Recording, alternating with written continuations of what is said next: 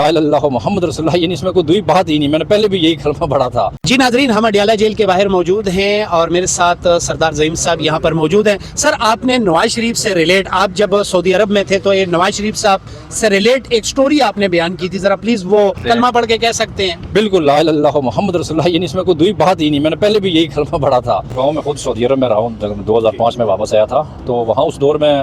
میاں نواز شریف صاحب پاکستان سے چھٹی پر گئے ہوئے تھے، سعودی عرب میں تھے، تو ہم تو وہاں ملازمت کے لیے گئے، تو میرا اپنی کمپنی کے ساتھ تھوڑے سے مسائل ہو گئے، تو میں جدہ میں گیا ہوں، میرے رشتہ دار تھے ریلیٹیو، تو وہاں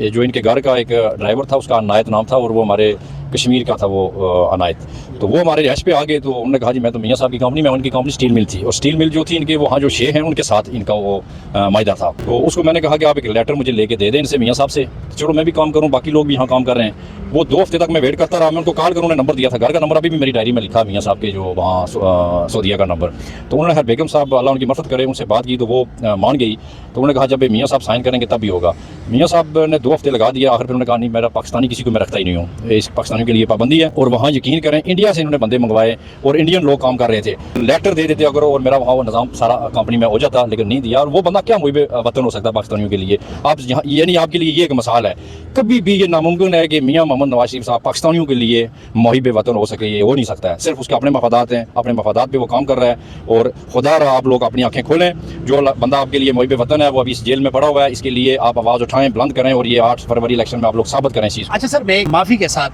آپ کی اس بات پہ کس طرح ہم ٹرسٹ کر سکیں؟ ہو سکتا ہے کیونکہ آپ تو نواز شریف صاحب کے مخالف ہیں، تو ڈیفینیٹلی مخالفت میں آپ نے یہ سٹوری جو ہے وہ بنائی ہے، اس چیز کا کیا ثبوت ہے کہ آپ جو کہہ رہے ہیں حق کہہ رہے ہیں اور سچ کہہ رہے ہیں؟ دیکھیں، میں ڈرائیور کا نام بتا رہا ہوں، کا عنایت نام ہے، بیچارے وہ تو فوت ہو گئے، ایک اور یہاں دمیال میں آپ رہتے ہیں۔ کلمہ پڑھ کے کہہ سکتے ہیں؟ بالکل، لا الہ الا اللہ محمد رسول اللہ، یعنی اس میں کوئی دوئی بات ہی نہیں، میں نے پہلے بھی یہی کلمہ پڑھا تھا، تو وہ عنایت صاحب، یہ تو نواز شریف کو پتا، ان کے گھر کو پتا کہ وہ ڈرائیور عنایت ان کا گھر کا پرسنل ڈرائیور تھا، اور اس کے بعد جدہ میں تھا میں، اور وہ جو پہلے جو سوشل میڈیا میں چلا اس میں بے شمار لوگوں نے آگے تصدیق دی ہے، جس کسی کو شک ہے وہ آپ اپنا چینل بتائیں، وہ لوگ نیچے جو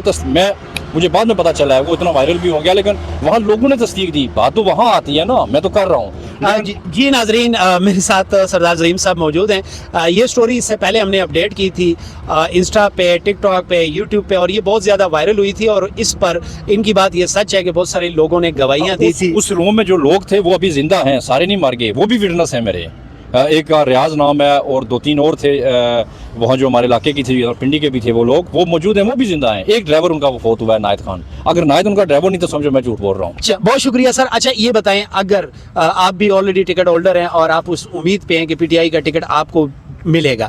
آپ جانتے ہیں کہ بہت سارے کارکن جو ہیں وہ مشکل ٹائم پر تو غائب ہوتے ہیں، تو کیا آپ ان غائب لوگوں میں ہیں یا آپ زندہ لوگوں میں تھے کہ آپ ٹکٹ کا خود کو حقدار سمجھتے ہیں؟ اور اگر حقدار سمجھتے ہیں تو کیا ایسے آپ کے کارنامے ہیں کہ آپ سمجھتے ہیں کہ ٹکٹ مجھے ہی ملنا چاہیے؟ دیکھیں، میرا سب سے پہلے تعارف ہوا خان صاحب کے ساتھ، مجھے میرا علاقے کا ایک دوست تھا، وہاں ہمارا کاروبار بھی تھا، بزنس تھا کشمیر میں، اس کا نام ہے راجہ تجمل حسین شمشیر، جو بانی رکن ہے خان صاحب کا ساتھی ہے، وہ کشمیر سے لے آیا، 1996 کی بات ہے، تو مجھے یہاں لے آیا گیا 2-3 دفعہ، ان کی رہائش وہاں جو دفتر تھا وہاں لے کے گیا، صدر میں تھا ہم، تو تقریباً 1 مہینہ ہم رہے، تو مکمل ان کے ساتھ تعارف بھی ہوا، میری اس نے رکنیت بھی کی، لیکن میں نے اس وقت اگنور کر دیا، یعنی میں اتنا 18 سال میری عمر تھی، تو میں کیا کہتا، خان صاحب کو تو ہم جانتے تھے ایز اے کھلاڑی جناب، تو اس نے تعارف مکمل کروایا، پھر میں اس کے بعد سعودیہ چلا گیا، کافی ٹائم سعودیہ میں رہا، پھر واپس آیا ہم۔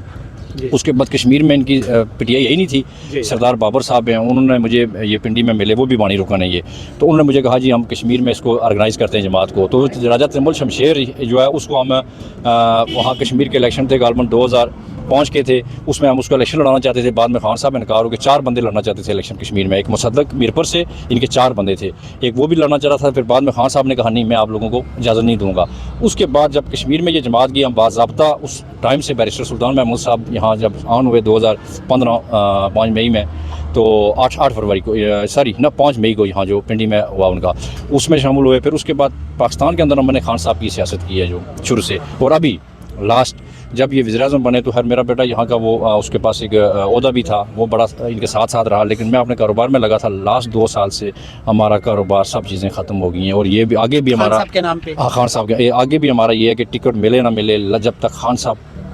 آزاد ہوتے ہیں ہمیں حقیقی آزادی ملتی ہے, ہم نے کاروبار کرنا ہی نہیں ہے. خان صاحب کی طرف سے اگر ٹکٹ کسی اور کو مل جاتا تو آپ آزاد لڑیں گے یا ڈرا کریں گے؟ نہیں, یہ تو سوچیں ہی نا کہ 100 ٹکٹ اگر مجھے کوئی کہے نا کہ آپ کو دے دیں گے اور خان صاحب کو چھوڑیں, ہو نہیں سکتا ہے. جس کو ٹکٹ خان صاحب دیں گے اسی کے ساتھ ہیں ہم. میری پوری فیملی انگلینڈ چلی گئی ہے, باہر بیرون ملک بھی ہے, وہاں بھی ماشاءاللہ میرا جو بیٹے ابھی یہاں تھے وہ ادھر چلے گئے. تو مجھے کسی چیز کا اللہ کا شکر ہے, کسی چیز کی کمی نہیں, اللہ نے ہر چیز دی ہوئی ہے. سوائے اس کے کہ جو میری آخری زندگی رہتی ہے, میں کہتا ہوں میں بھی کسی کے لیے کچھ کر جاؤں اور تاریخ میں اپنا نام لکھا دیں.